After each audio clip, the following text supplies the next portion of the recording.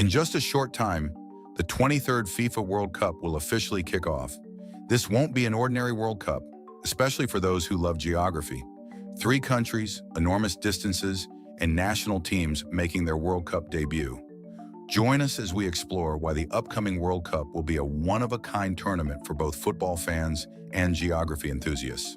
This time, the World Cup will be hosted by 3 countries: Canada, the United States, and Mexico.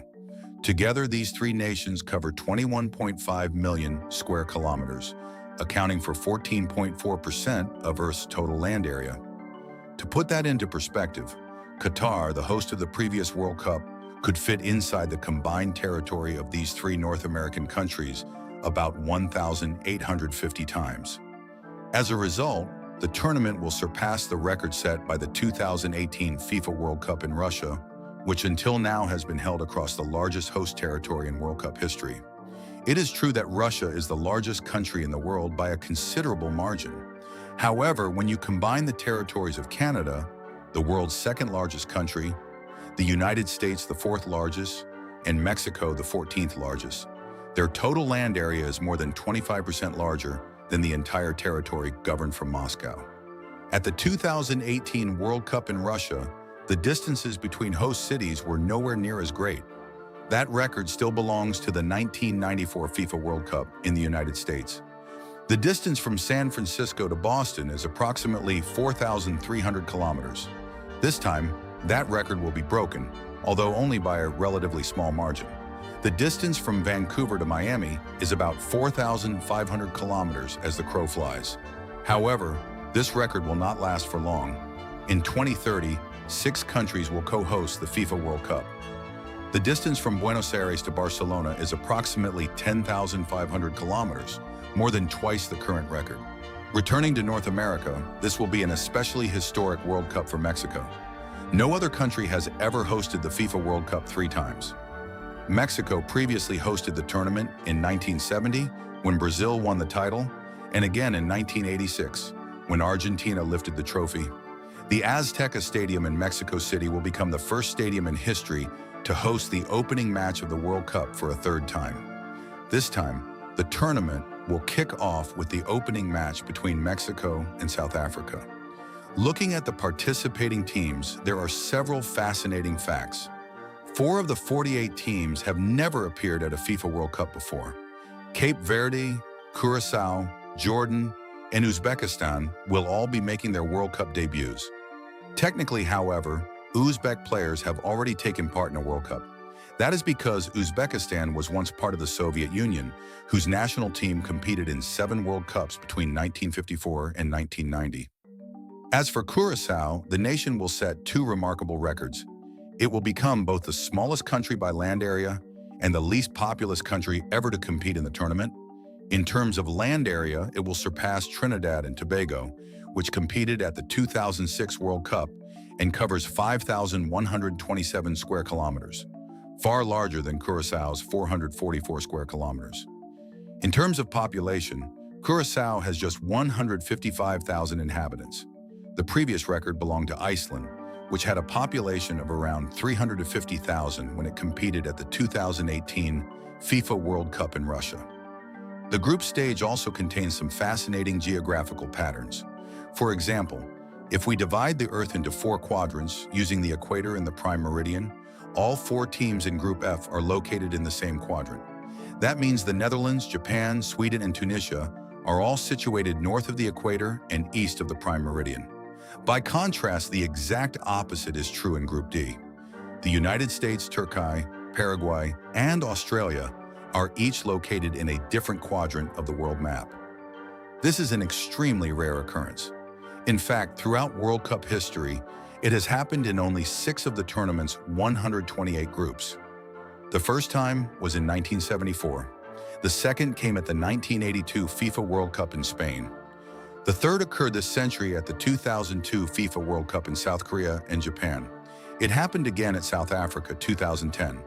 The 5th occurrence came at Brazil 2014. It may be nothing more than a coincidence, but Paraguay certainly has reason to be optimistic. In every previous group, where each quadrant of the Earth was represented by one team, the nation located in the southern hemisphere and west of the Prime Meridian, has always advanced to the knockout stage. Meanwhile, the other team from the Southern Hemisphere has always been eliminated. If we continue by comparing the different football confederations, the differences in performance become even more obvious. This is reflected not only in the number of World Cup titles. So far, only UEFA and CONMEBOL have ever won the FIFA World Cup. European teams have claimed 12 titles, while South American teams have won 10. Outside these two confederations, only 3 national teams have ever reached the semifinals. Those teams are the United States in 1930, South Korea in 2002, and Morocco 4 years ago. The head-to-head records between the confederations paint a very similar picture. For example, Asian teams have an overall losing record against every other confederation except Africa, where the head-to-head record is perfectly even. African teams, meanwhile, have performed better than CONCACAF sides but still trail both UEFA and CONMEBOL. Teams from North and Central America have a better record than Asian teams, but they remain behind the 2 most successful confederations as well as behind African teams. Teams from Oceania have a weaker head-to-head record against UEFA and CONMEBOL, but they defeated Asian teams in the only meeting ever played between the 2 confederations. Meanwhile, European teams have a superior head-to-head record against almost every other confederation except CONMEBOL. South American teams are the only ones with a winning record against every other confederation.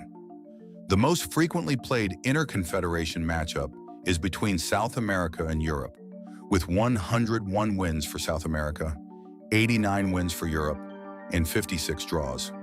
The most recent meeting between the 2 regions was the 2022 World Cup final, which was decided by a penalty shootout. As of today, there has never been a match between teams from Oceania in North America or between Oceania and Africa. However, in just a few days, the first match of this kind will take place when New Zealand faces Egypt in Vancouver.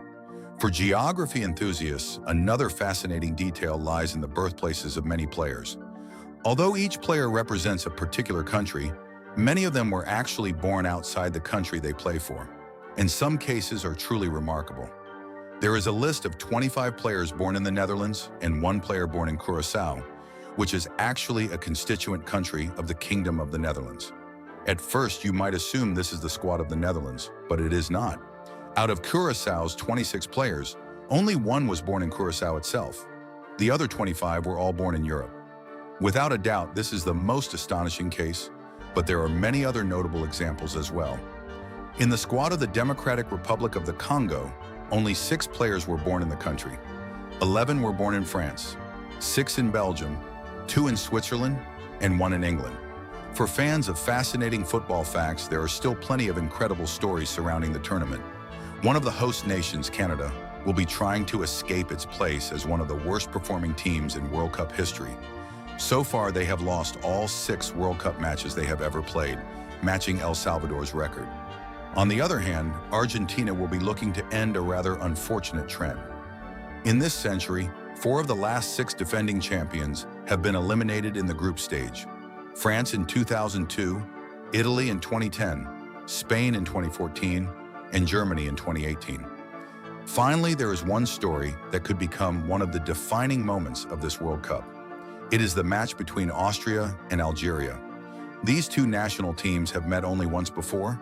In 1982, the European team defeated the African team 2-0 in Oviedo. But what happened afterward became one of the most infamous incidents in football history. Austria entered the final match day as the group leader. Just behind them were Algeria and West Germany. Chile sat at the bottom of the group.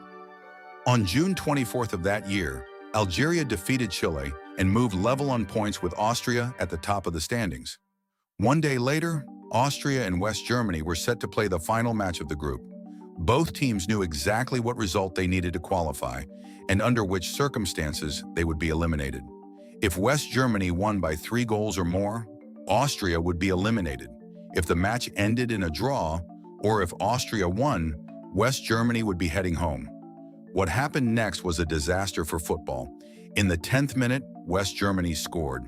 After that, almost nothing else happened. Both teams stopped attacking and showed no interest in scoring another goal. It was obvious that there was an unspoken agreement not to attack each other. During the second half, the spectators in the stadium began booing the players. Unsurprisingly, West Germany won 1-0, and both teams advanced to the next round. From the following World Cup onward, the final group stage matches in each group have been played simultaneously to prevent situations like this from happening again. The team that suffered the most, of course, was Algeria. They failed to reach the knockout stage despite defeating both West Germany and Chile. In theory, this year they could have a chance to settle the score against Austria, as the two teams will meet in Group J. However, with the current tournament format and the way the draw turned out, we could also witness another complicated situation. Although football is always full of surprises, Argentina is considered the strongest team in the group, while Jordan is expected to be the weakest. That means Austria and Algeria could realistically be battling each other for second place on the final match day. However, the runner-up of the group would have to face the winner of Group H. That could be Spain, one of the favorites to win the tournament, or even Uruguay, one of the most successful teams in World Cup history. But in the new 48-team World Cup format, not only do the top 2 teams from each group qualify, but so do the 8 best third-place teams. In some cases, finishing third could actually be more advantageous than finishing second, since it might lead to an easier opponent in the next round. For example, that opponent could come from a group where Canada or the United States finishes first. What's even more interesting is that Group J will be the last group to complete its matches. That means Algeria and Austria could know exactly who they would face under every possible scenario. They would also know what result they need if they wanted to finish third instead of second. Can you imagine both teams trying not to score, or even hoping that the other team scores, simply to secure a more favorable position? Hopefully, we will never witness another spectacle like that. Or perhaps we will, because the tournament format itself makes such a scenario entirely possible. Now it's time to make your predictions. Which team do you think will become the next World Cup champion? And which team will be the biggest disappointment of the tournament? Leave your thoughts in the comments below.